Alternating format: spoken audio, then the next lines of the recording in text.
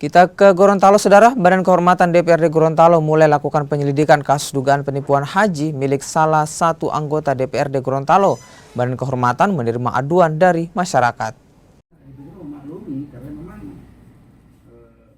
Kasus dugaan penipuan haji yang menyeret salah satu anggota DPRD Gorontalo terus bergulir. Polda Gorontalo kini tengah mempelajari laporan tersebut yang membuat 65 warga gagal berangkat haji.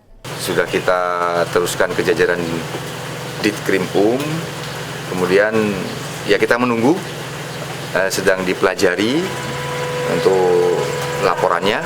Nanti kita dalam waktu dekat kita akan sampaikan kembali seperti apa hasil dari laporan tersebut, apakah ada unsur pidana dan lain sebagainya. Nah, tentunya kita menunggu dari jajaran Ditkrimum. Kalau memang nanti terbukti ada pidana, ya pasti akan kita tidak lanjuti dengan memanggil saksi-saksi. Selain polisi, Badan Kehormatan DPRD Provinsi Gorontalo juga mulai turun tangan. Mereka telah menerima aduan dari korban. Badan Kehormatan DPRD pun menelusuri dugaan pelanggaran kode etik dan sumpah jabatan oknum DPRD yang juga pemilik Biro Perjalanan Haji. Jadi memang ada beberapa macam tuntutan. Pertama, soal aduannya